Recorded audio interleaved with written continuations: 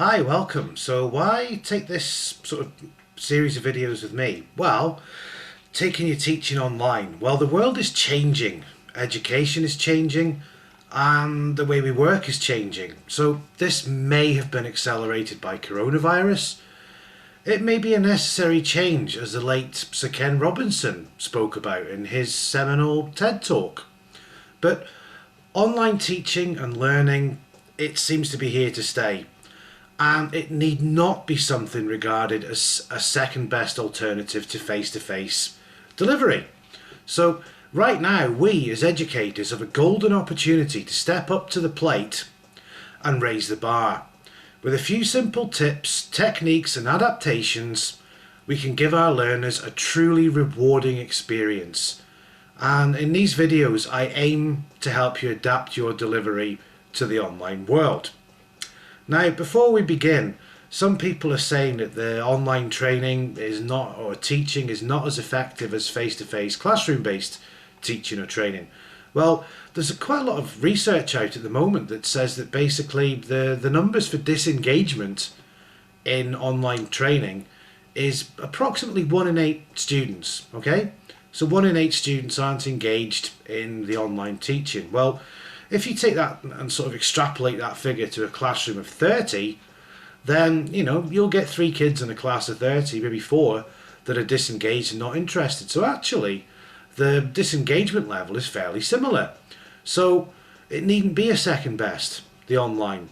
And some teachers are concerned about, privacy concerns, students being able to see into their house, and I'll go through some of this as well. Help you get into being able to teach comfortably online.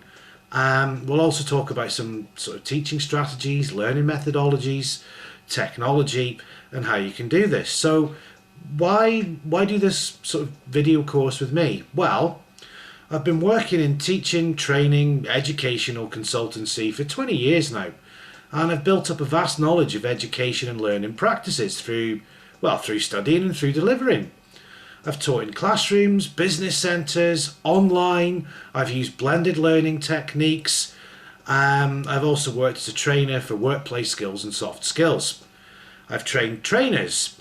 I've also gained a wealth of experience as a work-based assessor, internal verifier, and as an internal quality assurance control person. I've also worked internationally. I've given seminars on educational theory. I've conducted educational consultancy work. I've taught teachers how to teach. And during my career, I've always kept abreast of modern technologies, modern teaching opportunities, and borne in mind traditional approaches. I'm also the holder of the Level 1 and 2 Google for Education certificates. I'm working through my Google Professional Trainer certificate, and also I've done a couple of coaching qualifications. So I hope that gives you some background. So let's dive into this. So as professionals in training, teaching, assessing, all educational areas, today we're facing an unprecedented change. We're being asked to adopt new teaching practices. Our learners are having to adapt to new ways of learning. This brings numerous challenges. So the main challenge is how to implement these changes in ways which are not detrimental to the learner's learning experience. That's why I'd like to share some of the best ideas and examples of best practice I've experienced. I want to share how traditional teaching methodologies such as Bloom can be adapted for the 21st century. I'd like to focus a little bit on 21st century skills and why these skills are vital for the modern workplace and should be part of all educational programs. I'd also like to share how using technology and planning your online content in a different way can make your life a lot easier. Even though it's not simply a case of uploading some PowerPoints to the internet and letting learners go through them remotely. There are techniques, adaptations and tricks you can use to maintain a very high level of education, or a very high standard of education, a high standard of learning, maintain a really good learner experience whilst not having to reinvent the wheel or spend hours and hours in front of a computer.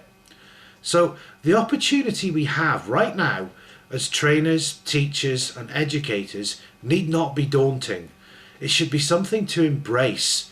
We can move away from our industrial revolution type of education, with a teacher, trainer or facilitator acting like a factory foreman monitoring the behaviour of our learners. We've been moving to the facilitator of learning role for a number of years, yet we must maintain educational standards. Students these days have access to all the information that ever existed. So we still need to curate education materials which are relevant to our learners' needs. We need to present this information in interesting and accessible ways. We need to maintain educational standards. It can seem challenging, but it need not be so. So, will you accept the challenge? Pick up the mantle and join me in an exploration of our past, present and future. Would you like some tools and techniques to make your new normal palatable, easier on your precious time, whilst maintaining those high standards? I'll give you some methods to keep learners engaged, how you can plan time with them, and how you can make self-study enjoyable whilst monitoring learner engagement, process and attainment. So, to begin, looking good, feeling comfortable. Basically, everyone wants to look their best. During the first wave of the pandemic, the Zoom shirt became a cultural phenomenon. Lots of people working from home kept a clean, well-pressed shirt to hand in case of an impromptu or unexpected online meeting. It's all about looking professional. Well, if you're recording a class, it's easy to prepare what to wear.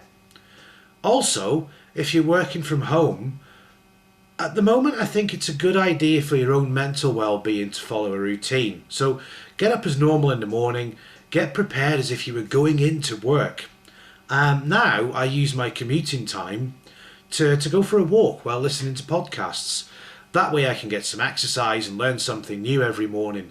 Then when I get home, follow my morning hygiene routine, and then the laptop comes on and I'm in work at the normal time. Check the diary and get on with my day-to-day working life. So it's nice to have a routine. And follow the morning hygiene routine so you're looking your best when you go online. So once you're looking your best, it gives you some confidence to go live on camera. However, you need to consider your location. For example, is the area behind you tidy? Well, light is the first consideration.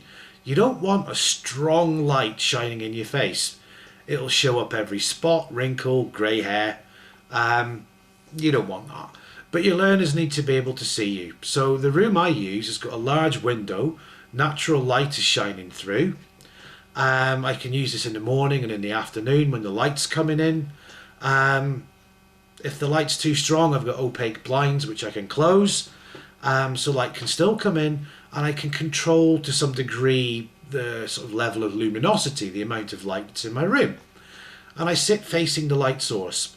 However, if it's too dark, I've got some soft ambient light that I can use. And it's winter in the UK now, so it's quite difficult. The light's kind of precious. However, if I'm doing a video call in the evening, then the ambient lighting's on, and it tries to replicate the window. I won't work with a desk lamp shining in my face. It's far too bright and off-putting. Additionally, if you're wearing glasses, you need to try to avoid any glare or reflection from artificial light, so natural light can help with this.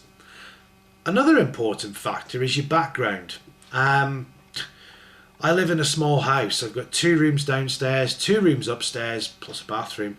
But to enable me to work with a neutral background without investing money in a green screen or anything like that, I simply moved some furniture.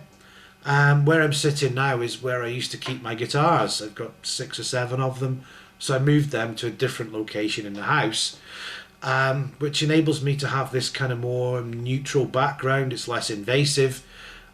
People can't see, in my house. This desk that I'm working at, I could move it forward into the room. It would be slightly more comfortable. However, what you can't see is to my left, I've got my kitchen door. So if the desk was moved forward, you'd be able to see into my kitchen. To my right, I've got a bookcase which is full of books from degrees, master's degrees, etc. And you don't really need to see that, because the problem with bookcases is they provide a distraction. How many politicians or commentators have you seen on a news channel with a bookcase behind them? Most of them seem to do this. Yeah, I agree, it makes you appear well educated and well read. However, when I'm watching these people, I almost always find myself scanning the titles behind the speaker. What do they read? Have I read any of these books? Would I like to read these books? It's a distraction, and I often miss out on the message that the speaker is trying to convey. I've also seen online interviews or interviewees sitting on a nice kitchen island with nice maybe backdrop of the garden behind them, wonderful, beautiful, curated, manicured gardens. But this is also a distraction. And it can be alienating for your students because you're basically putting on a display of wealth. It can seem like a bit of a power trip, even if it's done subconsciously. Some learners simply don't live in a big, luxurious house. They might live in a small, cramped apartment, so you're not really relating to them. So a neutral background, okay, there's a piece of wood, but a neutral background provides no distractions. As I said, this is a small house, but I've moved things around to get a neutral background, natural lighting, and a comfortable place to sit and work. So now you've got the desk set up, what about the ergonomics? Well, I've got a chair which is set so my eyes are more or less level with the webcam. This makes it easier to sit forward and look down that webcam when I have to. I've got my laptop, I've got my mouse, all within easy reach. So another piece of advice, if you're using a laptop, get a laptop stand. Make sure the camera you're using is at eye level. And if you want to engage, sit forward. Because sometimes when you lean back, your laptop might be out of reach. And also the camera can put pounds on you. You might get a double chin. I'm sure this is vanity, but it's all about looking your best and feeling comfortable. And now I'm sitting, in full frame. I can see myself on the screen. It's a good technique.